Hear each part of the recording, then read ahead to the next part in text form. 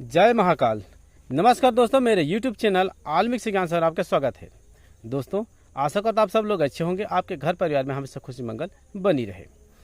दोस्तों, आज की इस वीडियो में आपको एक बहुत ही अच्छी जानकारी बताने जा रहा हूं, क्योंकि बहुत लोगों ने एक प्रश्न किया था कि हम बहुत सारे साधना करते उसमें अनुभव नहीं हो पाता है और हम नहीं जान पाते कि हमारा सिद्धि या कोई मंत्र साधना कर रहे हैं वो पूर्ण हुआ है या नहीं हो रहा है, और उसको किस तरह हम पूरा स्पष्ट रूप से सचेत रूप में हम जान सकें। बिल्कुल बात सही है, क्योंकि आप साधना विधान करते रहते हैं, वो साधना हो रहा है या नहीं हो रहा है, ये बहुत कंफ्यूजन रहता है। इंसान समझ नहीं पाता है कि हो भी गया नहीं हुआ है और किस तरह से, और साधना होता है तो उसको कैसे पूर्णतः रूप से जानते हैं। इसके लिए कुछ कुछ विधान है, उसको करने से आपको स्पष्ट रूप से पता चल जाएगा। आज मैं जो बताने जा रहा हूँ इसको बहुत ही सटीक रिजल्ट आपको या एक ही प्रयोग में मिल जाता है। यह साधना को आपको करने के लिए किसी भी सोमवार के दिन, आपको सोमवार के दिन एकदम सूर्योदय से पहले उठ जाना है, और उठने के बाद में कोई बहते हुए नदी है या फिर जिस तालाब में शादी विवाह हो गया है वह तालाब का जल आपको ले आना है। उसको ले आना है, लाने के बाद में उसको आप जो पानी नहाते हैं उसमें मिला देना है उस जल को, उसी से आपको स्नान करना है। स्नान करने के बाद में आप जो है थोड़ा सा पानी जो लाए हैं उससे बचा लेना है। बचाने के बाद में आपको एक ज़रूरत पड़ेगा बेल वृक्ष। बेल वृक्ष के नीचे आपको चले जाना है। बेल वृक्ष जाने के बाद में आपको वह मंत्र या वह देवी का जिसका मंत्र या फिर साधना कर रहे हैं उसका मंत्र आपको याद होने चाहिए, और साथ ही साथ याद ना हो तो आप उनको जो है याद कर लें। उसके बाद में जाने पर एक नारियल, एक नींबू आपको लेके जाना है।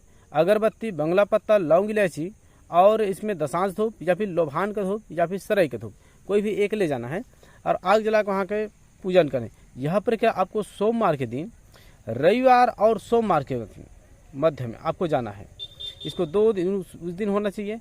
एक सूर्योदय में जैसे आप हैं तो उस दिन शाम को आप यह परिक्रमा कर रहे हैं तो वह जो है सोमवार के रात्रि 12 बजे के उसके पहले हो जाना चाहिए, या फिर रविवार को भी यह साधना किया जाता है तो रविवार जैसे ही 12 बजे के बाद हो जाता है, 12:10 के बीच, उसके बाद में आप यह आरंभ कर सकते हैं। तो सोमवार के रात में आपको 12 बजे से पहले ही यह परिक्रमा कर ले हैं। वहाँ जाना है और एक बेल का फल आपको लेना है। बेल के फल को हाथ में लेकर के कोरा में आप रख करके, दोनों हाथ से रख करके आप उस मंत्र को या कोई सिद्धि उनको आपको बोलना है, और इस मंत्र को पढ़ते हुए वो मंत्र, पहले एक मंत्र जो मैं आगे मंत्र बताऊंगा उस मंत्र को बोलना है। उसके बाद में आप जो मंत्र सिद्ध कर रहे हैं उस मंत्र को बोलना है। उसके बाद यह जो मंत्र है फिर आप एक बार बोलना है। इस तरह दोनों मंत्र के बीच में आपका जो सिद्ध कर रहे हैं वो मंत्र हो जाएगा।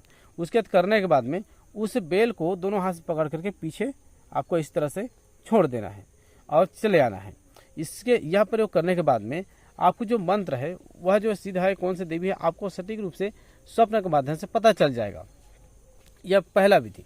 दूसरा, आपको एक कोरा लेना है या फिर लाल कलर का एक हंडी लेना है, और उस हंडी को रख देना है, और 21 बेल पत्र में उस मंत्र को लिख देना है। खाली को दिखाई ना दे, लेकिन आपको इस तरह से लिख देना है। नहीं है तो आप बोल करके उसमें फूंक मार देंगे।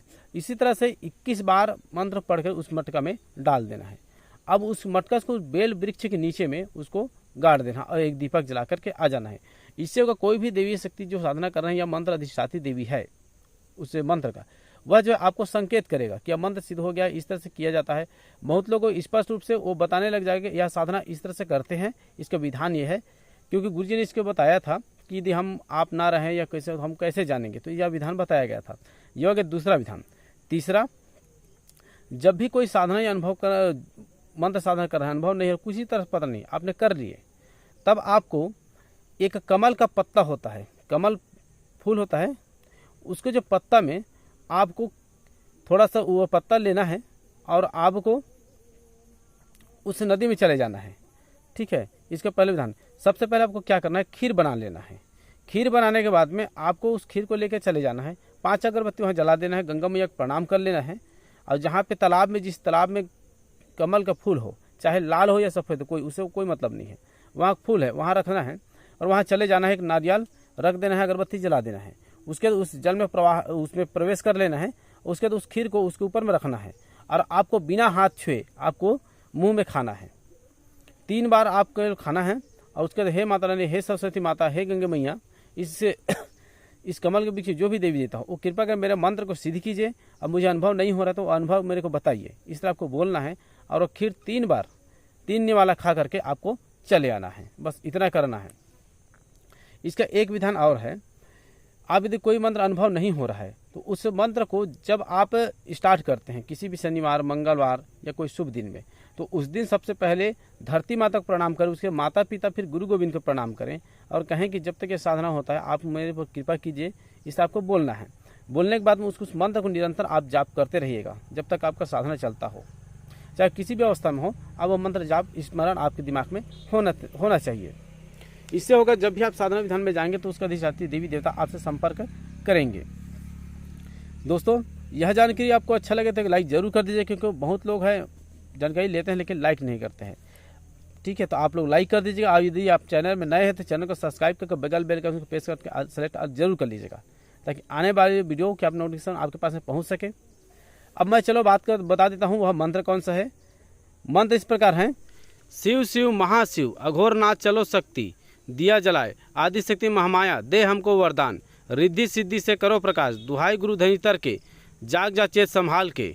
इसी तरह यह मंत्र है। इसी मंत्र को आपको सिद्ध करना है और इसी मंत्र के प्रयोग से जो मैं आपको बताया हूँ उसको कर लो। निश्चित ही आपको वो जो आपका अनुभव नहीं हो रहा वो हो जाएगा, आपको आगे का मार्गदर्शन मिल जाएगा। अब तक आपने वीडियो देखा, इसके लिए बहुत